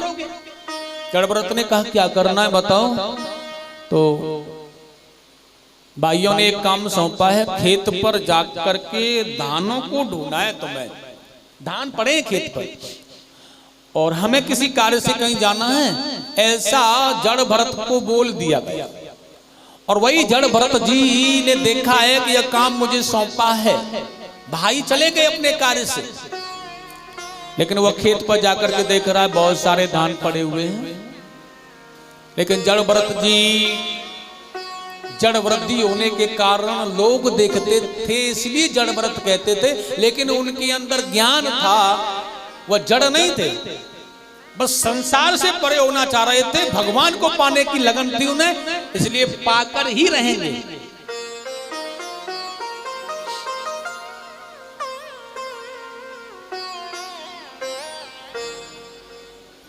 और भैया सभी गांव वालों को ले जाकर के आज वह खेत पर पड़े हुए सारे धानों को भरवा दिया। स्वयं ढोकर के घर पर नहीं लाए, कहां ले गए? गांव वाले जो गरीब थे, जिनके यहाँ पर चूल्हा नहीं चल रहा था ना भैया, उन सभी गरीब व्यक्तियों को जाकर के कह दिया है, भैया तुम्हें जितने अपना चूल्हा चलाने के लिए, गुजर करने के लिए धान चाहिए, मेरे खेत से जाकर के ले आओ। और सारे के सारे गांव वाले सारे धानों को ढो दिया, ले आए अपने घरों में। भाइयों ने आकर के देखा खेत पर एक भी दाना धान का नहीं है। घर पर आकर देखा तो वहां भी एक भी दाना नहीं है। पड़ोसियों ने कहना प्रारंभ किया, तुम्हारा यह भाई है ना जड़ भरत, बहुत बड़ा शीतल है। क्यों? क्योंकि आज तो इसने कमाल कर दिया है जो हर कोई नहीं कर सकता। आज तो इसने कितनों के चूल्हों को जलवाया है। ऐसा क्या किया है? अब भाइयों को बताया है कि इसने धानों को ढुलवा दिया गांव वालों से। बेचारे वो देख रहे हैं, भैया ये तो बहुत नुकसान कर दिया इसने, और अगर इसी प्रकार से यह कार्य कराता रहे, इससे हम कार्य कराते रहे, तो यह तो कुछ भी नहीं, हमें बर्बाद कर देगा। और आज पत्नियों को पता चली है ना, तो वो बड़ी नाराज हो रही है। यह तुम्हारा भाई है ना, बहुत निठल्ला है। और सुनो, कोई काम धंधा करता नहीं, एक जीवन में काम से सौंपा गया, वो भी ढंग से नहीं कर पाया ये। अब सुनो, इन्हें भोजन तभी मिलेगा जब ये कोई काम करेंगे, उससे पहले हम इन्हें भोजन नहीं देंगे। हमारा भी यह निर्णय है कि इन्हें भोजन तभी मिलेगा जब ये काम करके दिखाएंगे। भाइयों ने अपने भाई जड़ भरत से कहा, भैया एक काम कर दो। क्या? अब भैयाओं ने भी विचार कर लिया मन में कि ऐसा काम ही मत दो जिससे कि नुकसान हो। और देखिएगा कौन सा काम दिया है, खेत पर जाओ, फावड़ा लेकर के मेढ़ों को ठीक करो, खेतों की गोदाई करो। और सज्जनों, वही फावड़ा हाथ में लेकर के जा रहे हैं जड़ भरत जी, खेतों की गुदाई कर रहे हैं और मेढ़ों को बना रहे हैं। तो कैसे बना रहे हैं पता है? सुखदेव स्वामी ने कहा है, जब खेतों को गोदने के लिए कहते हैं ना, तो खेतों में कुएं बना देते हैं, और मेढ़ों को ठीक करने के लिए बोलते हैं ना, तो मेढ़ों की जगह पर्वत बना देते हैं, इतनी मिट्टी डालते हैं वहां पर। कहने का तात्पर्य है, आज खनन कहें तो कूप बना मैं, और मेढ़ कहें तो शिखर बना मैं। माने मेढ़ माने पर्वत और खनन माने कुएं। अब भैयाओं ने आकर के देखा कि खेतों की गुदाई हो गई होगी और मेड़ बड़ी अच्छी बन गई होंगी, जाकर के देखे और आकर के देखा तो खेतों की हालत खराब। भैया ये क्या किया तुमने? जड़ भरत जी ने कहा, जो आपने कहा था वही तो किया। क्योंकि ये जड़ भरत भी जान रहा है कि अगर कोई भी कार्य अच्छी ढंग से मैंने कर दिया ना, और कर भी दूं, तो फिर मेरे सामने बंधन का कारण ये बन जाएंगे, और फिर तो परेशानी पर परेशानी ठाड़ी हो जाएगी। अब भाई और नाराज हो गए। अब और अभी तक तो जड़ भरत को भोजन नहीं मिल रहा था, लेकिन अब यह नुकसान हमारी पत्नियों को पता चला ना, तो फिर हमें भोजन नहीं मिलेगा। बड़ी समस्या है। लेकिन हाथ जोड़ के कह रहे हैं, भैया जड़ भरत घर पर नहीं आना है, तेरे भोजन की व्यवस्था यहीं कर देंगे, लेकिन एक काम और करना है। देखिए, काम को छोड़ा नहीं इन्होंने अभी भी। क्या करना है? इसमें कोई नुकसान नहीं होगा, विचार करना ही है, ऐसा काम बताओ इससे कि कोई नुकसान हो ही ना। और वो कौन सा काम है? उन्होंने कहा खेत पर रह करके चिड़ियाओं को रखाना। अब इसमें तो यह इतना तो समझदार है कि चिड़ियाओं को तो रखा सकता है ना, लेकिन सज्जनों खेत पर बैठे हैं, जड़ बरत रूखा सूखा जो भी मिलता है खा लेते हैं, रखवाली कर रहे हैं खेत की। एक दिन की बात, चिड़ियां चहकती हुई आई, और चहकती हुई चिड़ियां जब आई, आपने कभी देखा होगा छत पर चिड़ियाओं को दाना आप डालें तो वह जब चहकती हुई आती है दाना चुगने के लिए तो एक दूसरे की चोंच में चोंच फंसा करके लड़ती है। जड़ भरत जी ने देखा यह दाना चुग रही हैं, परमात्मा ने इतनी अच्छी कृपा की है, लेकिन ये दाना चुगते हुए लड़ रही हैं आपस में। समझाने का प्रयास किया, काहे को लड़ रही हो? अरे प्रेम से पाओ ना। और बड़े सुंदर भाव से जड़ भरत जी कह रहे हैं आज, अरे चिड़िया आओरी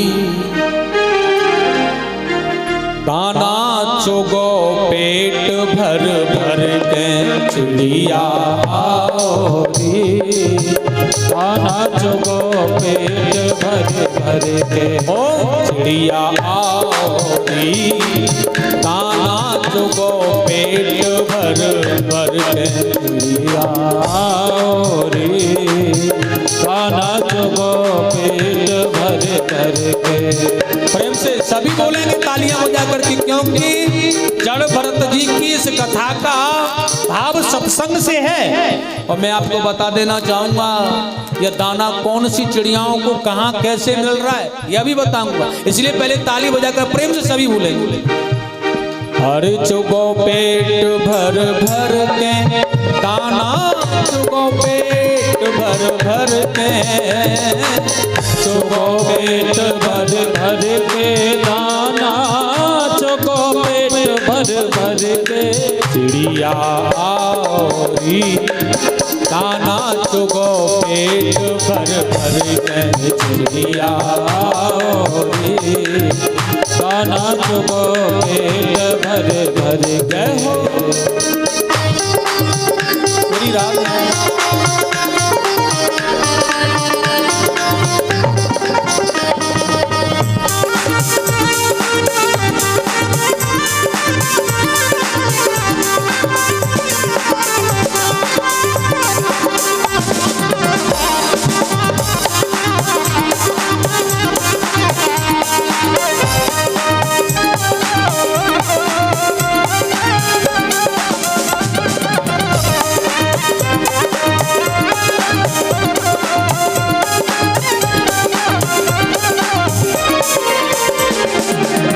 कितना सुंदर भाव है जड़ भरत जी का।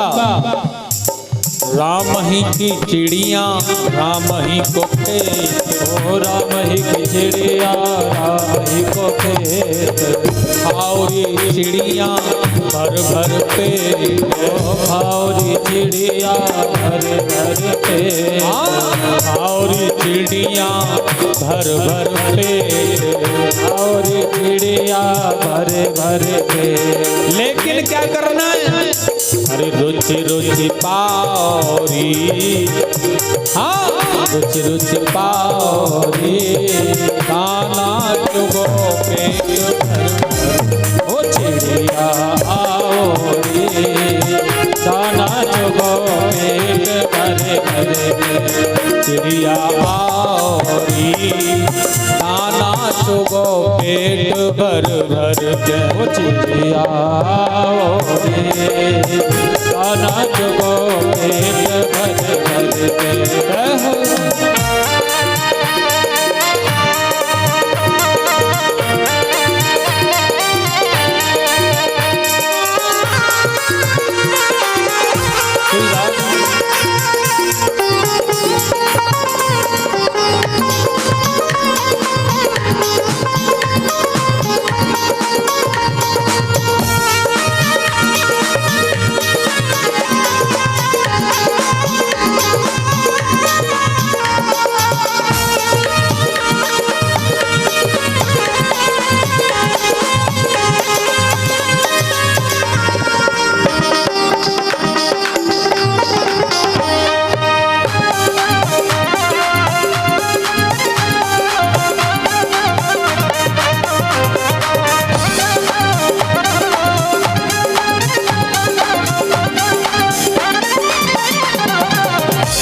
सभी चिड़ैया जुर मिल आओ, सभी चिड़ैया जुर मिल आओ, सबही चिड़िया जुर मिल आओ, सबही चिड़िया जुर मिल आओ, नहीं किसी से तुम घबराओ, अरे नहीं किसी से तुम घबराओ, नहीं किसी से तुम घबराओ, से तुम घबराओ, सब मिल पाओरी, ओ सब मिल पाओरी, दाना चुगो पेट भर गाना चुगो पेट भर भर, ओ चुगो पेट भर भर के, दाना चुगो पेट भर भर के, चुगो पेट भर भर के दाना, चुगो पेट भर भर के, चिड़िया आओरी, दाना चुगो पेट भर भर के, चिड़िया आओरी, दाना चुगो पेट भर भर,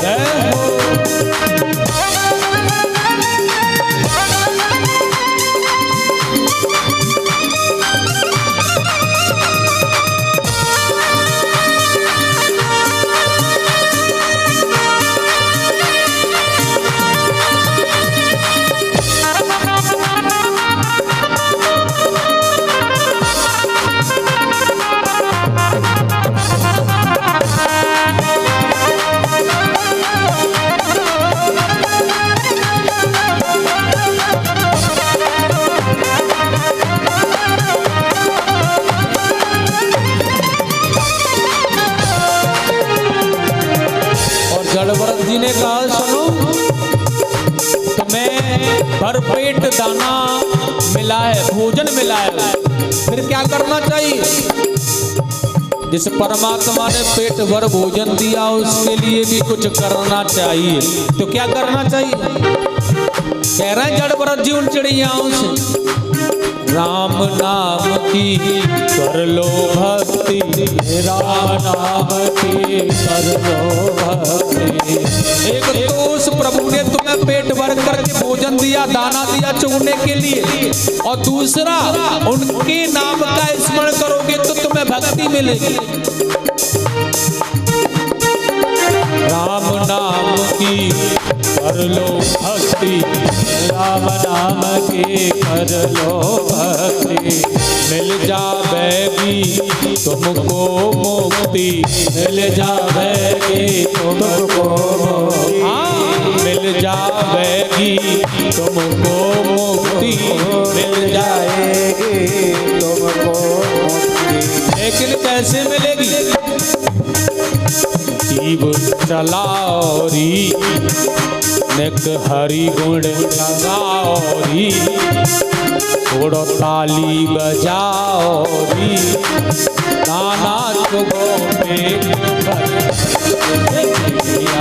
आओरी, दाना चुगो पेट भर भर के, चुगो पेट भर भर के, दाना चुगो पेट भर भर के, चुगो पेट भर भर के, दाना चुगो पेट भर भर के, चिड़िया आओरी, दाना चुगो पेट भर, चिड़िया आओरी, दाना चुगो पेट भर भर के, हाँ चिड़िया आओरी, दाना चुगो पेट भर भर के, चिड़िया आओरी, दाना चुगो पेट भर भर के, ओ दाना चुगो पेट भर भर के, दाना चुगो पेट भर भर के, दाना चुगो पेट भर भर के। बोलिए गोविंद भगवान की जय हो।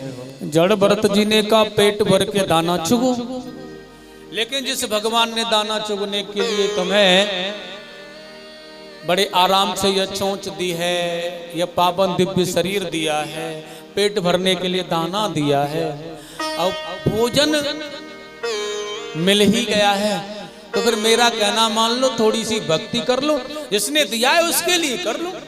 इसलिए हरि गुण गाओ, प्रेम से पाओ और हरि गुण गाओ, उसमें बड़ा शक्ति, बड़ा भक्ति है। लेकिन सज्जनों, इतना आनंद में भाव बरस रहा है, इन्हें भोजन में जो मिलता है सो मिलता है। इनके जो घर वाले जो भाभियां हैं ना, खल आदि बस पशुओं की जैसा इन्हें भोजन दिया जाता है, बड़े प्रेम से खा लेते हैं जड़ व्रत।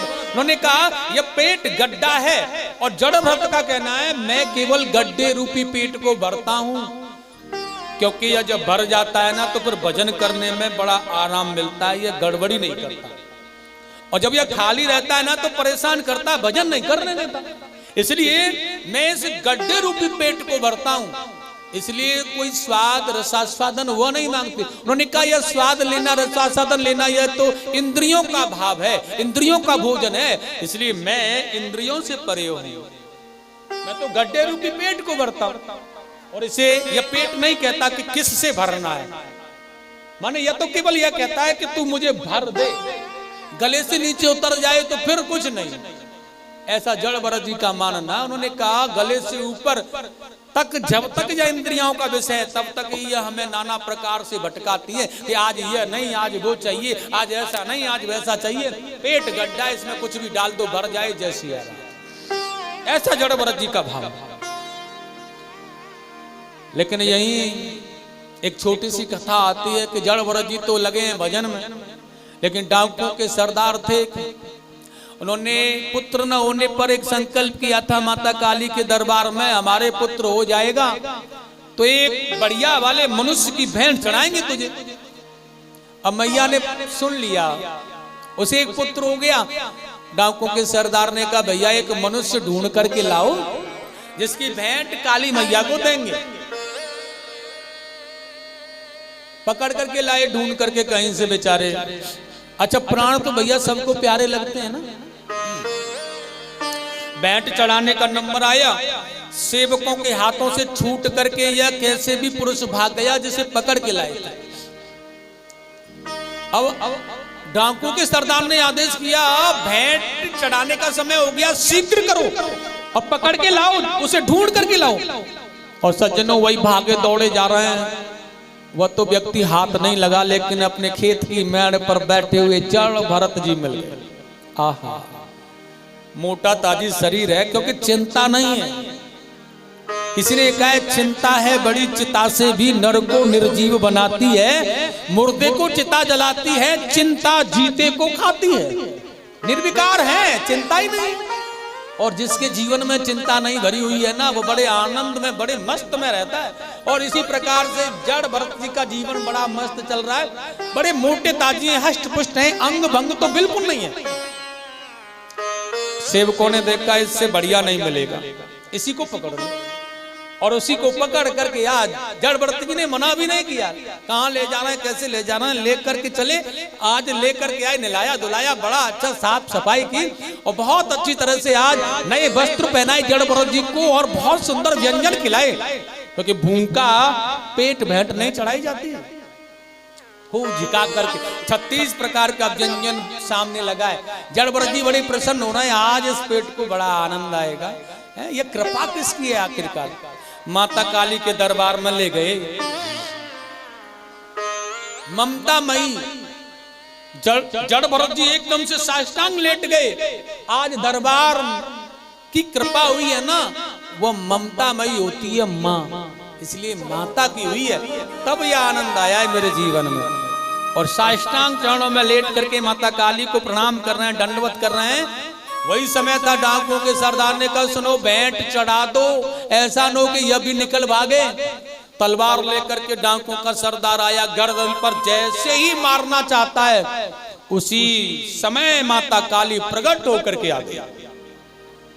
भक्त के प्राण कैसे हरण कर लेने देगी, खप्पर वाली मैया काल का प्रकट होकर के आई, सबको मार दिया, खून को चाटने लगी, मुंडों से खेलने लगी है आज। लेकिन देखा है वही प्यारा सा भक्त जड़ भरत उनके चरणों में पड़ा है। अभी भी इतना कुछ होने के बाद भी नहीं उठा। ममता मई आज माता का आंचल मिला है तो जी भर करके मैया को प्रणाम कर लें। माता काली ने बाल पकड़ के उठा लिया। अरे ओ अभी भी लेटा हुआ है, ये सब कुछ हो गया तुझे नहीं दिख रहा है? अपने प्राणों का भार तो उससे नहीं ढोया जाता। सज्जनों, जड़ भरत जी कह रहे हैं मैया यह संसार के प्राणों का भार तो आप ढो रही हो। संसार के प्राणों का भार ढोने की जिम्मेदारी तो आपकी है ना, तो फिर मैं क्यों अपने प्राणों को ढोऊं? जब संसार के प्राणों के भार को ढोने की जिम्मेदारी आप पर है तो मैं भी तो उसी संसार में हूं ना, फिर अपने प्राणों की जिम्मेदारी स्वयं क्यों लूं? वो भी आपने वाओ ऐसी सरलता, ऐसी मधुर शब्दों का प्रयोग माता काली ने विमल भक्ति का वरदान जड़ भरत जी को दिया है। तेरा कोई बाल बाका नहीं कर सकता है पुत्र, मैं तुझे वरदान देती हूं, निश्चल भाव से तू अपने प्रभु का गुणगान गा, मैं तेरी सुरक्षा करूंगी। और वही आज जड़ भरत जी ने भी मन कर लिया है कि अब तो कहीं कंदरा में चलना चाहिए। और यह इक्षुमती नदी के किनारे पर आ गए हैं। एक बालुका में स्थित गुफा थी, उसी में बैठ करके भजन कर रहे हैं। सुखदेव जी ने कहा सौंद सौवीर देश के राजा रहुगण पालकी में बैठे हुए हैं, अपने कहारों पर लदे हुए पालकी में जा रहे हैं और वह कपिल भगवान के यहाँ दिव्य ज्ञान की प्राप्ति करने के लिए दीक्षा ग्रहण करने जा रहे हैं। लेकिन सज्जनों, वही उनकी पालकी का एक कहार बीमार पड़ गया। और जब यह कहार बीमार पड़ गया तो राजा ने आदेश कर दिया है मैं राजा हूं, इसलिए किसी को भी यहां मिल जाए पकड़ करके लगा दो पालकी में। भैया जंगल में कौन मिल सकता है? कोई संत या फिर कोई भजन करने वाला जिसके अंदर वैराग्य भरा है। और वही देखा, ढूंढा तो कोई नहीं मिला, वही जड़ भरत ही मिल गए। स्वामी सुखदेव जी ने कहा जड़ भरत जी को पकड़ा उन लोगों ने और लाकर के पालकी में लगा दिया। जड़ भरत जी ने मन बना लिया यह शरीर से जितना किसी के लिए हो जाए कर दो, लेकिन मन को परमात्मा के चरणों में लगा करके रखो भैया। और देखिए आज पालकी को कंधे पर रख लिया और ढो रहे हैं, लेकिन निडर होकर के ढो रहे हैं। कोई डर नहीं है कि मैं राजा की पालकी में लगाऊं तो मुझे कोई डर है, कोई डर नहीं है। और ध्यान रखना, जब ये पालकी ढोते हुए जा रहे हैं ना तो कभी हंसने लगते हैं जोर से, कभी रोने लगते हैं जोर से, कभी मुस्कुराने लगते हैं, कभी कभी तो पालकी के नीचे ही नाच रहे हैं। और एक बात और, कभी कभी तो एकदम से सारे कहार दौड़ दौड़ के चल रहे हैं और यह भी चल रहे हैं दौड़ दौड़ से, लेकिन एकदम से ब्रेक ले जाते हैं। मान के चलना गाड़ी चल रही है, 4 पहिए लगे हैं, एक पहिया ब्रेक ले जाए, 3 पहिया स्पीड से चल रहे हो तो क्या होगा? अब तो राजा की पालकी बार बार हिल रही है। राजा ने कहा कहारों ढंग से चलो भैया, लेकिन ये अन्य कहारों ने कहा महाराज तुम्हारा यह नया कहार ढंग से नहीं चल रहा है। ध्यान रखना, जब यह पालकी ढोते हैं ना तो चलते समय जब इन्हें कोई धरती पर पृथ्वी पर निकलता हुआ कोई जीव दिख जाता है ना, एकदम से रुक जाते हैं, हमें जल्दी नहीं, तू निकल जा भैया आराम से। अच्छा ऐसा भी होता है कि कभी रुकते नहीं है तो फिर छलांग लगा देते हैं, पैर न पड़ जाए कहीं इस पर। वो अपने आप में देख रहे हैं कि ये जीव है, जितना जीव मेरे अंदर है उतना इसके अंदर निवास कर रहा है, जितना प्रभु मेरे अंदर है उतना इसके अंदर है, इसलिए इसकी हत्या मैं कैसे कर सकता हूं। राजा को कष्ट हो रहा है, राजा बार बार चिल्ला रहा है। सेवकों ने कहा महाराज ये नया कहार पागल बना रहा है हमें। राजा ने कहा दुबला पतला भूखा प्यासा होगा बेचारा, इसलिए दर्द हो रहा है, इससे पीड़ा हो रही है, कोई बात नहीं, संभाल करके काम निकाल लो भैया, लेकिन समझा दो कि यह साधारण पालकी नहीं, राजा की पालकी है। कहारों ने प्रयास किया समझाने का, लेकिन वह नहीं समझे, उसी प्रकार चल रहे हैं। और उस प्रकार चलने पर जब पालकी में सर राजा का पुनः फिर लगा तो एकदम से राजा ने क्रोध करके कहा है, अरे ओ मूर्ख, मैं तुझे समझा रहा हूं ना, पालकी ढंग से ढो, लेकिन तेरी समझ में नहीं आ रहा है। और कितना सुंदर कहा है आज यहाँ पर इसमें, न पश्यति जन्मांधो कामांधो नैव पश्यति, न पश्यति मदो न मंतो अर्थी दोषम न पश्यति। भैया मुझे लगता है कि तू जानबूझ करके कार्य कर रहा है, या पालकी हिलाने वाला, क्योंकि तुझे तो बिल्कुल भी कष्ट नहीं हो रहा, हमारे बताने पर बिल्कुल भी सोच नहीं है तुझे, तू तो बस इसी प्रकार चला जा रहा है, इसलिए मदान मग्न हो रहा है तू। और तू जानता नहीं मैं राजा हूं, इसलिए मैं तुझे दंड दूंगा। ध्यान रखना है सज्जनों, जैसे दंड विधान की बात आई ना, तो धीरे से जड़ भरत जी ने कहना प्रारंभ किया है, राजन आप राजा हैं, सत्य है, लेकिन आप यह कह रहे हैं ना कि मैं तुम्हें दंड दूंगा, यह गलत कह रहे हैं राजन, क्योंकि यह राजा का विधान नहीं होता दंड देना। कितना भी बड़ा राजा क्यों न हो सकता है उस राजा का जो विधान है दंड देने का, हो सकता है प्रजा भी राजा को दंडित कर दे।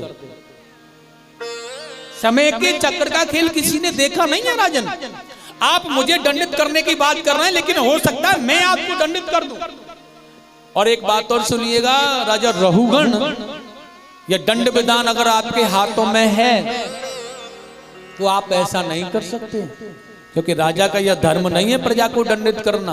और सुनिएगा, आप तो केवल मात्र एक राजा हैं, लेकिन आपने कभी सुना हो, याद हो आपको, आपने कभी सुना हो अहम पुरो भरतो नामा राजा, किसी जमाने में मैं भरत नाम का राजा हुआ करता था। और सुनो, तुम एक किसी टुकड़े के राजा हो सकते हो, मैं सारी दुनिया का सम्राट था, मैंने कभी भी अपनी प्रजा को कोई दंड नहीं दिया, ऐसा मैं भरत नाम का राजा हुआ था किसी जमाने में।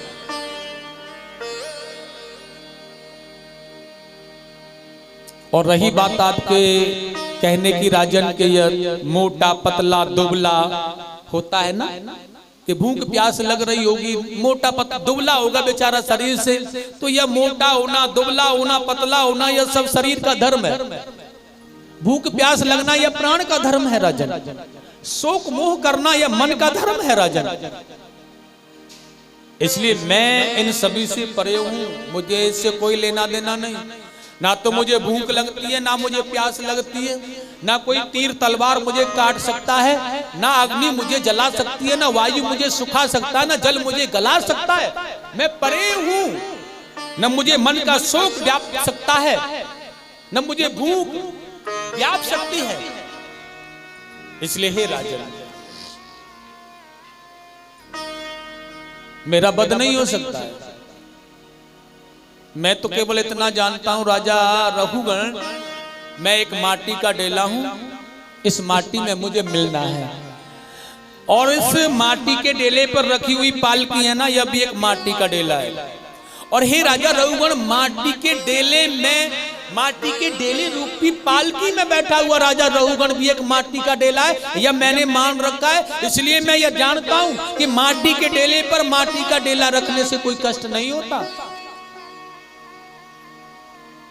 ऐसा उपदेश करने पर राजा रघुगण ने विचार किया, इस पालकी को ढोने वाला अनजाने में यह लगा करके पालकी में मैंने जिसे चलाया यह कोई साधारण मानव नहीं।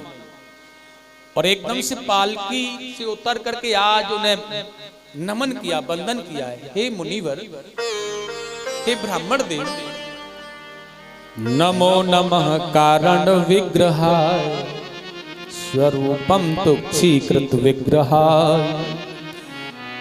हे ब्राह्मण देवता, आप देव स्वरूप हैं, देह आदि को तुच्छ मानने वाले हैं आप। मैं आपको प्रणाम करता हूं, आपके अंदर बंधन का मोह नहीं है। और चरणों में बंधन करने के बाद मैं गुरु की भांति और शिष्य की भांति प्रश्न करने लगा है, गुरुदेव मुझे एक बात बताएं, आपने कहा आत्मा शरीर के अंदर होने पर भी निर्विकार है, शरीर का कोई कष्ट उसे नहीं होता है, इसलिए आप एक बात बताना, एक चूल्हे पर एक बटलोई रखी है और उस चूल्हे पर रखी हुई बटलोई में पानी गर्म हो रहा है, चूल्हे में आग जलाई जा रही है और अग्नि के प्रभाव से पानी गर्म हो रहा है, और हे गुरुदेव उस गर्म पानी में चावल दूध चीनी डाल दी जाए तो खीर बनेगी या नहीं?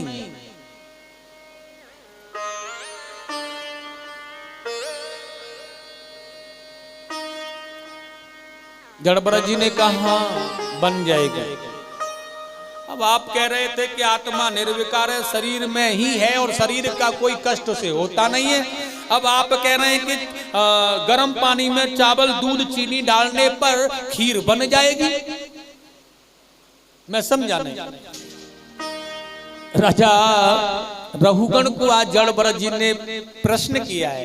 आपका प्रश्न था गर्म पानी में चावल दूध चीनी डालने पर खीर बन जाएगी, मैंने कहा बन जाएगी, लेकिन राजन मेरे प्रश्न का उत्तर आप दीजिएगा। गर्म पानी जिस बटलोई में आप कर रहे हो ना, उसे और ज्यादा गर्म करो, और मैं कहता हूं उसे इतना तपाओ, उबालते रहो उसे, उसमें अग्नि जलाते रहो, लेकिन उस जलते हुए उबलते हुए जल में पानी में चावल दूध चीनी की जगह पर कंकड़ और पत्थर डाल दो, खीर बन जाएगी क्या? गर्म पानी में चावल दूध चीनी डालोगे खीर तभी बनेगी, अगर कंकड़ पत्थर डालोगे तो खीर बनने वाली नहीं है, ये ध्यान रख लेना। राजा रघुगण ने कहा कंकड़ पत्थर डालोगे तो खीर कैसे बन जाएगी?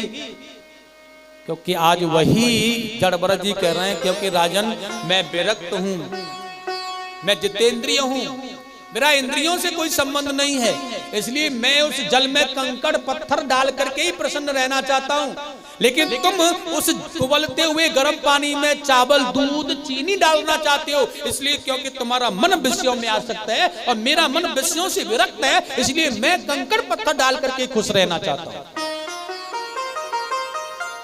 आज ऐसा आनंदमय भाव देखा, राजा रघुगण कपिल भगवान के पास में नहीं गए, ऐसा लग रहा है कि यह बड़े आनंद के साथ में मुझे मेरे जीवन को कल्याण करने के लिए आए हैं, इसलिए वहीं बैठ करके दिव्य ज्ञान की प्राप्ति, ऐसा लग रहा है राजा रघुगण को कि यह साक्षात कपिल ही मेरी परीक्षा लेने आ गए और मुझे यहीं दिव्य ज्ञान दे रहे हैं, इसलिए वहीं बैठ करके सद्गुरु ज्ञान रूपी भाव को अपनाने लगे राजा रघुगण भगवान जड़भरत जी से। और कितना सुंदर कहा आज इन्होंने, हे राजन लौकिक व्यवहार के सामने वैदिक व्यवहार सत्य नहीं होता, क्योंकि उनसे यज्ञ आदि की पूर्ति होती है, तत्व ज्ञान की प्राप्ति नहीं होती। इसलिए हे राजन यह मन हाथी के समान बलवान होता है, इसलिए बिगड़ा हुआ बलवान हाथी एक अंकुश रूपी छोटे से ज्ञान से, अंकुश से उसे रोका जाता है। इतना बड़ा विशाल हाथी छोटा सा अंकुश उसमें मारने पर वह रुक जाता है, वह चीत्कार करता है, उसी प्रकार से इस विकराल बड़ा विशाल हाथी रूपी मन को रोकने के लिए गुरु ज्ञान रूपी अंकुश की आवश्यकता है। और जब वो हमारे पास में होगा ना अंकुश रूपी ज्ञान, तो प्रिय मन रूपी हाथी